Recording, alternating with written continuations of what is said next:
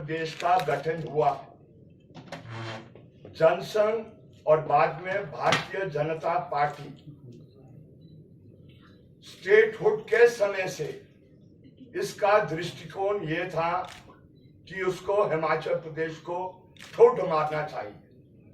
और उस समय से लेकर अभी तक अगर हम इतिहास को ट्रेस करें तो बीजेपी और हिमाचल प्रदेश की कॉम्पैटिबिलिटी नहीं है, और इसीलिए इसको जनता ने इस चुनाव में नकार दिया है। They are going to lose all 4 Lok Sabha seats and the 6 assembly seats in Himachal Pradesh. अब आप मेरे से पूछेंगे कॉम्पैटिबिलिटी कहां नहीं है। कॉम्पैटिबिलिटी यहां नहीं है कि जो हमारे हिमाचल प्रदेश के आय के स्रोत थे, उन आय के स्रोत पर दिल्ली की सरकार जो भारतीय जनता पार्टी की है, उन्होंने पूरा का पूरा ग्रहण लगा के रखा है। आप जानते हैं कि जो हमारे फॉरेस्ट का वेल्थ है, जो हमने एक किस्म से पूरे देश के लिए सरेंडर किया है, और बार बार इस प्रश्न को केंद्र सरकार पिछले 10 सालों में केंद्र सरकार के सामने इस प्रश्न को उठाते रहे कि हम अपने वेल्थ को का तो दोहन नहीं कर सकते हैं, लेकिन आप उसके एवज में हमें दे। लेकिन भारतीय जनता पार्टी ने इस विषय को लेकर नकारात्मक रवैया मोदी साहब और शाह साहब का रहा, और कोई भी डेवोल्यूशन नीचे नहीं किया। यही नहीं, आप जानते हैं कि हिमाचल प्रदेश का विकास तब संभव है जब यहाँ की आर्थिकी आगे जाएगी, और वो है सेब। और सेब पर जो रोहित जी ने कहा है उससे अधिक मैं ऐड नहीं करना चाहता हूं, लेकिन इतना जरूर कहना चाहता हूं, इसकी भी कॉम्पैटिबिलिटी शुरू से नहीं रही। 1989 में हमने सपोर्ट प्राइस जो फार्मर को दिया, हिमाचल प्रदेश की सरकार ने किसान के प्रेशर के आधार पर वो 1 रुपी 85 पैसा सॉरी 2 रुपीज 85 पैसा दिया गया था। लेकिन 1990 में जिस समय शांता जी की सरकार आई, उसको 1.5 रुपए में ये तब्दील किया गया था, रिड्यूस किया गया था। और जैसे मैंने शुरू में कहा, वो कॉम्पैटिबिलिटी जब नहीं होती है तो उथल पुथल होती है। आप सब जानते हैं जो यहाँ सेब पैदा करने वाले हैं कि डोडीन के साथ कोई दूसरी जो फंजिसाइड कॉम्पैटिबल नहीं होती है, उसका रिएक्शन हो जाता है। या आप जब पोटैश करते हैं दूसरी उसके साथ करेंगे, उसका भी रिएक्शन हो जाता है। तो वो भारतीय जनता पार्टी आती रही होगी, लेकिन जितनी दफा आई उसने उथल पुथल करके दिया है, क्योंकि वो नॉर्मल कोर्स में नहीं आगे वो विकास हो पाता है, और इसलिए वो अपहीवल्स रहे हैं। और इसलिए हम आज मतदाता को अपील भी करना चाहते हैं और रिमाइंड भी करना चाहते हैं कि बिल्कुल करेक्ट है कि 5th फेज के वोटिंग के बाद बहुत परिवर्तन आने वाला है, और कहां आ रहा है उसको भी आप समझो, और हिमाचल के घटनाक्रम से आप जोड़ो। जहां जहां मोदी साहब ने प्रयत्न किया और शाह साहब ने प्रयत्न किया सरकारों को बेदखल करने के लिए, जो बेसिक डेमोक्रेसी हमारी है, इलेक्टेड जो पार्लियामेंट्स हैं, असेंबलीज हैं, जब आप उनको डिस्टेबलाइज करने की कोशिश करेंगे, उसका एक बड़ा रिएक्शन, ये महाराष्ट्र के अंदर रिएक्शन आ रहा है। और उनकी स्ट्रेंथ आप नोट कर दें, मैं लिख के देने के लिए तैयार हूं, एफर्डेविट देने के लिए तैयार हूं, उनकी स्ट्रेंथ 20 से नीचे आने वाली है। वाई? उन्होंने वो जो पुरानी पार्टियां थी, चाहे ये एनसीपी थी, चाहे शिवसेना थी, उनका 2 भाग, और उसका सारा क्या, वो जो इलेक्ट्रल बॉन्ड ने उनके जो नंगा कर दिया है सुप्रीम कोर्ट ने, उनको बेदखल वो बिल्कुल बेनकाब कर दिया है उनको, कि जो नारा दिया करते थे ना खाऊंगा ना खाने दूंगा, they have been thoroughly exposed, thoroughly. और जो ये वही नहीं, आप बिहार का देख ले, वहां भी मतदाताओं को एक वो सबक सिखाए हैं। वही प्रयत्न हिमाचल प्रदेश में उन्होंने किया, जब 6 जो कांग्रेस के विधायक है उनकी खरीद फरोख्त करने के जो प्रयत्न किए, उसका एक ट्रमेंडस रिएक्शन पीपल के अंदर, नॉट ओनली इन हिमाचल प्रदेश लेकिन अक्रॉस दी कंट्री। इसके लिए मैं बहुत खुश हूं। मैं समझता था कि शायद हिमाचल प्रदेश के अंदर ही ये एक इस प्रकार की मानसिकता बची है, लेकिन this is across the board. इसीलिए हम वी आर डिटरमिन्ड कि ये जो अलायंस है, ये अलायंस इकट्ठा मिलके मतदाता के पास भी जाएगा और इकट्ठा मिलके जो इश्यूज हिमाचल प्रदेश के विकास के लिए है और जो इश्यूज हिमाचल प्रदेश को आगे ले जाने के लिए है, उनको हम कॉमन तरीके से मतदाता के सामने रख रहे हैं। जब इस बात का मैं कह रहा हूं, तो मैं इस बात का भी मुझे कहना है कि ये सिर्फ नारा एक देश एक चुनाव नहीं है। नारा अब ये बन गया है मोदी साहब का, एक देश एक नेता। ये सिर्फ विपक्ष के नेता की बात नहीं मैं कह रहा हूं कि उन्होंने उन पर आक्रमण किया है, चाहे वो केजरीवाल साहब पर किया है या आपके ये सुरेन साहब पर किया है ना, जो झारखंड के ये मुख्यमंत्री थे।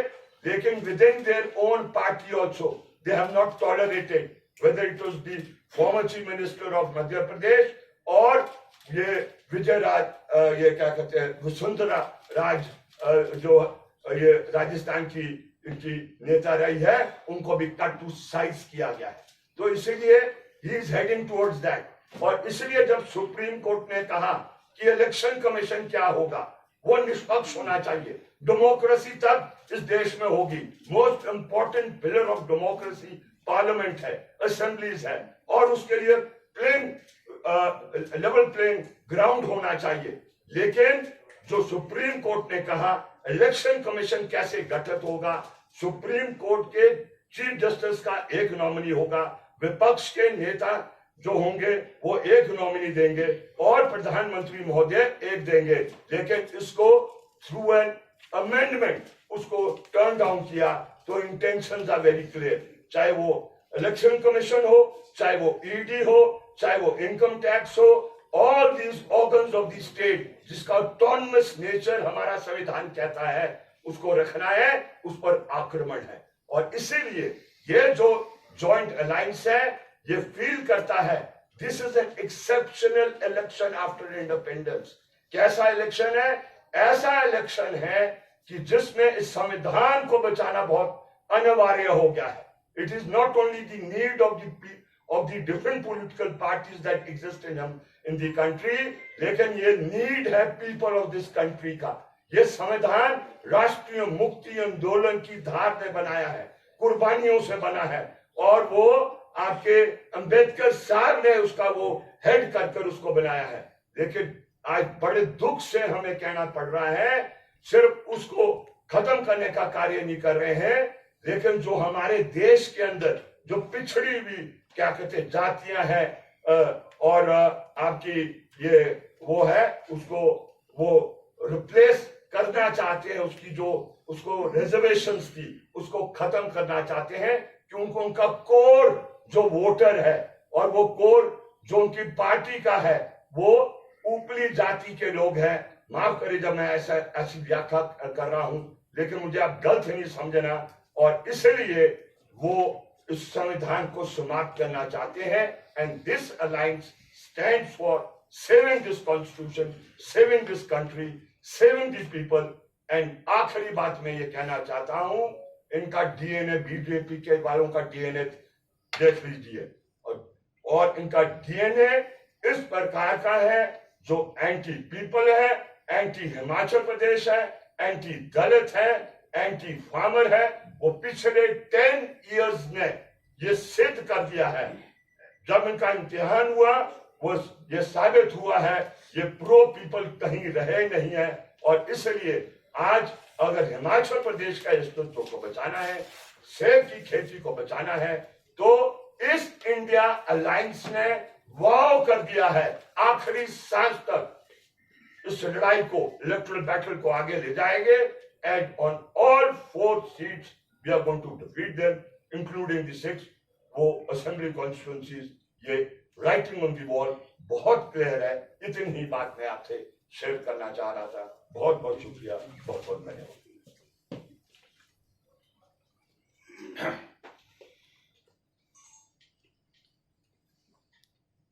थैंक यू सिंघा साहब, रोहित जी। बड़ी तफसील से रोहित ठाकुर जी ने जो हिमाचल सरकार की कारगुजारी रही है, जो प्रो किसान और बागवान निर्णय हमारी सरकार ने लिए हैं, बड़ी तफसील से इन्होंने आप लोगों के सम्मुख रखे। राकेश जी ने भी विस्तार से कि क्यों इस गठबंधन की जरूरत पड़ी, आप लोगों के सम्मुख जो है रखा है। जैसा इन्होंने कहा कि आज देश में जिस तरह से संविधान को बदलने का प्रयास हो रहा है, देश में लोकतंत्र को खत्म करने का प्रयास हो रहा है, इन नीतियों के खिलाफ, इस भाजपा की सोच के खिलाफ देश में तमाम ऐसे दल जो संविधान की रक्षा करना चाहते हैं, जो देश के धर्म निरपेक्ष स्वरूप को कायम रखना चाहते हैं, तमाम ऐसे दल इंडिया अलायंस के रूप में इकट्ठे हुए। और आज जब 5 चरणों के चुनाव पूरे हो चुके हैं, इंडिया गठबंधन बहुत मजबूती से आगे बढ़ रहा है। अगर आप प्रधानमंत्री जी की शारीरिक भाषा देखेंगे, उनकी भाषा शैली जो आजकल वो इस्तेमाल कर रहे हैं, उस पर नजर रखेंगे तो कहीं ना कहीं हताशा और निराशा साफ तौर पे इंगित हो रही है। 10 वर्ष का शासन एनडीए का रहा इस देश में, लेकिन देश पीछे हटा है। जब पिछला चुनाव था उस समय भी बहुत से प्रश्न थे जो अनसुलझे रह गए। बेरोजगारी की बात थी, प्रधानमंत्री जी ने 2 करोड़ युवाओं को हर साल रोजगार देने की बात कही थी। आज तो 10 साल हो गए, कायदे से 20 करोड़ रोजगार बनते हैं, लेकिन लाखों युवाओं की छटनी हो गई, कहीं रोजगार मिले नहीं। पिछले बार नारा था बहुत हो गई महंगाई की मार, अब की बार मोदी सरकार। आप देख रहे हैं कि लगातार महंगाई बढ़ रही है। खाने पीने की वस्तुएं आम लोगों की पहुंच से बाहर हो रही। डीजल और पेट्रोल के दाम लगातार बढ़ रहे हैं। जब विश्व की मार्केट में जो कच्चा तेल है, क्रूड ऑयल है, सस्ता हुआ है, लेकिन फायदा आम जनता को नहीं मिल रहा।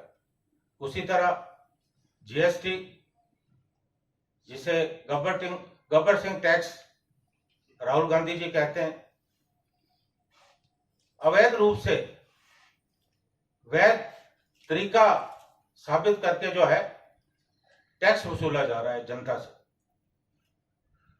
और पिछले चुनाव में इन मुद्दों पे चुनाव नहीं हुई। पुलवामा की घटना हुई, पूरा राजनीतिक परिदृश्य बदल गया।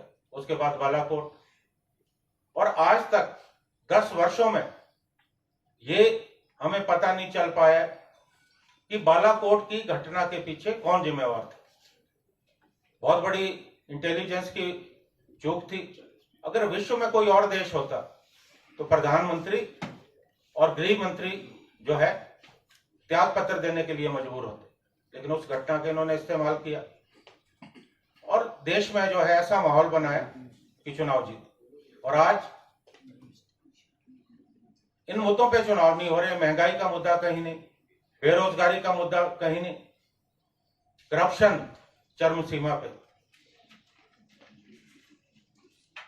आज जो बड़े बड़े उद्योगपति हैं देश में, 4 या 5, पूरा धन का संचय उनके हाथों में हो रहा है और ये सरकार मूकदर्शक बन के बैठी है। और एक बहुत बड़ा घोटाला मैंने प्रेस कॉन्फ्रेंस में आपसे जिक्र किया था पूरे तर्कों के साथ, जो इलेक्टोरल बॉन्ड का है, वो सामने आया है। और मैं ये समझता हूं कि आजाद भारत का ये सबसे बड़ा घोटाला है कि किस तरह से इन्होंने अवैध रूप से डराकर धमकाकर धन का संचय किया। आज पूरे देश में हर जिला में इनके आलीशान दफ्तर बन रहे हैं। दिल्ली का जो दफ्तर है वो तो 5 सितारा होटल से भी बढ़कर है। ये पैसा कहां से आ रहा है? ये एक मूलभूत प्रश्न है। आम जनता परेशान है और आज भी बार बार जिक्र होता है कि मोदी साहब की गारंटियां, कौन सी गारंटी इन्होंने पूरी की है? लोकतंत्र में आज विपक्ष का हक बनता है कि हम इनसे प्रश्न पूछें कि आप बताएं कि आपने पिछले 10 वर्षों में क्या किया। हमारे इंडिया गठबंधन के सभी साथी इकट्ठे और मजबूती से इंडिया गठबंधन आगे बढ़ रहा है। और प्रधानमंत्री जी, क्योंकि सूचना तंत्र उनके पास है, उन्हें निश्चित तौर पे सूचनाएं मिल रही है कि एनडीए लगातार पिछड़ता जा रहा है। इसलिए वो ऐसी भाषा का उपयोग कर रहे हैं जो प्रधानमंत्री जैसे बड़े पद पर जो व्यक्ति सुशोभित हो, शोभा नहीं देता। आज सांप्रदायिक ध्रुवीकरण का प्रयास किया जा रहा है, भाई को भाई से लड़ाने का प्रयास किया जा रहा है। राम मंदिर को लेकर किस तरह की भावनाएं वो व्यक्त कर रहे हैं, हमें हैरानी है। वो कह रहे हैं कि अगर कांग्रेस या इंडिया गठबंधन सत्ता में आता है तो सारा धन जो है वो अल्पसंख्यक मुसलमानों में बांट दिया जाए। उनका जो बयान है 2 दिन पूर्व, बहुत मुझे हैरानी हुई, सभी लोगों को हैरानी हुई कि अगर इंडिया गठबंधन सत्ता में आता है तो राम मंदिर पे बुलडोजर चला देंगे। इस तरह की बातें करना इस बात को इंगित करता है कि प्रधानमंत्री और गृह मंत्री बौखलाए। उन्हें लग रहा है कि सत्ता हाथ से निकल रही है। अभी 2 चरणों के चुनाव बचे हैं। हमें बहुत सावधान रहने की जरूरत है, क्योंकि 5 चरणों में निश्चित तौर पे इंडिया गठबंधन आगे है और 2 चरण जो बचे हैं इसमें ये धन बल पूरी ताकत लगाएंगे। लेकिन देश की जनता आज समझ चुकी है कि अगर लोकतंत्र को बचाना है, बाबा साहब ने जो हमें संविधान दिया उसे बचाना है, तो भारतीय जनता पार्टी गठबंधन को सत्ता से बाहर करना होगा। बहुत सारी बातें मेरे साथियों ने कही, मैं उनको दोहराना नहीं चाहता। हिमाचल प्रदेश में जिस ढंग से लोकतंत्र की हत्या का प्रयास हुआ, महाराष्ट्र में भी इन्होंने किया, मध्य प्रदेश में किया, गोवा में किया। आज हिमाचल की जनता पूरा मन बना चुकी है कि इन चुनावों में भारतीय जनता पार्टी को एक बहुत बड़ी जो है शिकस्त है। आज की हमारी जो ये प्रेस वार्ता है उसका मकसद हमारे तमाम जो इंडिया गठबंधन के हमारे साथी हैं, सीपीएम, सीपीआई, आम आदमी पार्टी या और राजनीतिक दल जो धर्म निरपेक्ष स्वरूप में विश्वास रखते हैं, इनकी नीतियों का विरोध करते हैं, वो इकट्ठे हैं। और हमने आज ये एकता दिखाई है, एक संदेश पूरे प्रदेश में देने के लिए, पूरे जिला में देने के लिए और अपने अपने चुनाव क्षेत्र में देने के लिए कि हम कटिबद्ध है कि हम चुनाव में भारतीय जनता पार्टी को जहां चारों लोकसभा क्षेत्र में पराजित करेंगे, वहीं 6 विधानसभा क्षेत्र जहां पर चुनाव हो रहे हैं जिनकी जरूरत नहीं थी, वहां भी भारतीय जनता पार्टी को निश्चित तौर पे पराजय मिलने वाली है। मैं सभी साथियों का, जो आज की इस बैठक में आए, हमारे क्षेत्र के प्रतिनिधि हैं, राकेश सिंघा जी जो बहुत वरिष्ठ नेता हैं, 2 बार पूर्व विधायक रह चुके हैं, रोहित जी जो शिमला संसदीय क्षेत्र के हमारे प्रभारी भी हैं, और पूरा हम सब मिलकर प्रयत्न कर रहे हैं कि हम अपना जो संसदीय क्षेत्र है इसमें एक बहुत बड़े मार्जिन से इस सीट को जीतें। धन्यवाद। और अगर आपको मुझसे या रोहित जी से, सिंघा साहब से कोई प्रश्न पूछना है तो मोस्ट वेलकम। सिंघा जी, आपको ऐसा नहीं लगता है कि अगर इंडिया गठबंधन आता है तो 90 के बाद की परिस्थिति पैदा हो सकती है, जब 6-6 महीने के लिए प्रधानमंत्री बने, और वाजपेयी जी तो 13 दिन के लिए भी प्रधानमंत्री बने थे। हालांकि जब यूपीए सरकार बनी थी तो 10 जो है दल थे उनके साथ, अब तो 25 से ज्यादा दल है, तो ऐसे में सरकारें चल पाएंगी क्या? हर चीज को टाइम एंड स्पेस में देखने की जरूरत है। जो समय बीत गया वो बीत गया। As we move forward, our democracy is getting more and more mature. ये आप वो जो पास्ट में हुआ उसको अगर आप सोचे कि परसीव करें कि वो इन फ्यूचर भी होगा, नहीं। पास्ट के लेसन से लर्न कर कर प्रेजेंट को और फ्यूचर को डील करने का है। एंड आपको हम कॉन्फिडेंस से कहना चाहते हैं कि after the election the NDA is going out. जो इंडिया के गठबंधन है, they will sit down, common minimum programme जो सरकार को चलाने का होगा उसको वर्कआउट करेंगे।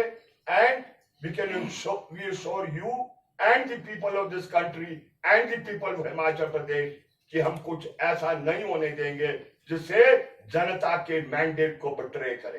It is the mandate which has to be respected. And हम मेच्योर्ड पार्टीज हैं, इस राष्ट्रीय मुक्ति आंदोलन के हम साझे हिस्सेदार हैं। वो नहीं थे, वो तो ब्रिटानिया के साथ खड़े थे, अंग्रेजों फरंगियों के साथ खड़े थे, वो नहीं रन कर सकते हैं। मणिपुर का हाल देखो क्या कर दिया। 20-30 लाख की पॉपुलेशन है, सिर्फ 30 लाख मेथीज और कुकीज को ऐसा लड़ा दिया कि 100 साल तक नहीं उनकी एकता होगी। वो पूरे देश को है ना, ये देश एक जाति का नहीं है, एक धर्म का नहीं है, एक भाषा बोलने वालों का नहीं है, एक संस्कृति का नहीं है, ये सब का है। इसलिए ये यूनिटी इन डाइवर्सिटी। इसलिए हम कह रहे हैं ये संविधान को वो जो बुलडोज करने का काम, इसको समाप्त करने का काम, इसकी हत्या करने का काम ये करना चाहते हैं। And we are determined to save this constitution. अभी फिलहाल ये है, और कॉन्फिडेंस से मैं कह रहा हूं अगर कोई आयोटा ऑफ डाउट है उसको आप रिमूव करो। We are matured. अगर हम फरंगियों को इस मुल्क से निकाल सके with the help of the people, इस देश को भी हम रन करेंगे। और पास्ट में अच्छे एक्सपीरियंसेस भी है। वाजपेयी जी की सरकार 5 साल की गठबंधन की सरकार थी। डॉक्टर मनमोहन सिंह जी की जो 10 वर्ष तक हमारी यूपी की सरकार रही, वो आपकी कोलिशन गवर्नमेंट थी। कोलिशन गवर्नमेंट 100 टाइम डिक्टेटरशिप से बेहतर है। उसका क्रक्स देखिए, लोकतंत्र और ज्यादा परिपक्व हुआ। जैसे राकेश जी ने कहा कि अगर अतीत में कुछ कमियां रहीं, कुछ गलतियां रहीं, उससे बहुत बड़ा सबक जो है सभी राजनीतिक दलों ने लिया है।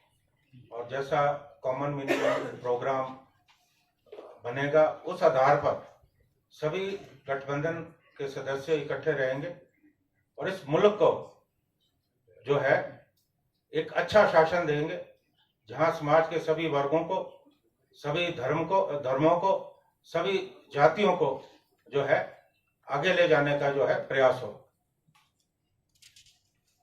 रोहित जी, आपने भी बताया कि सेंटर ने एमआईएस का बजट 1500 करोड़ से सिर्फ 1 लाख रखा है जी, और स्टेट की जो एमआईएस की लायबिलिटीज वो हर साल बढ़ती जा रही है जी। तो in the absence of centre support क्या ये स्टेट के लिए पॉसिबल होगा कि स्कीम को कंटिन्यू करें? स्टेट ने तो पॉसिबल करके दिखाया है in spite of many financial odds. लगभग कोई 153 करोड़ लगभग, ये समझो आप 14 महीने के अंदर हमने दिया। इसमें से 90 करोड़ के आसपास की लायबिलिटी वो थी जो प्रीवियस बीजेपी गवर्नमेंट की थी। हमारा तो 60 करोड़ के आसपास का पैसा था, वो हमने दिया, भविष्य में भी देंगे। फार्मर्स हमारी कम्युनिटी हमारी पहली प्राथमिकता है। Any more question, please?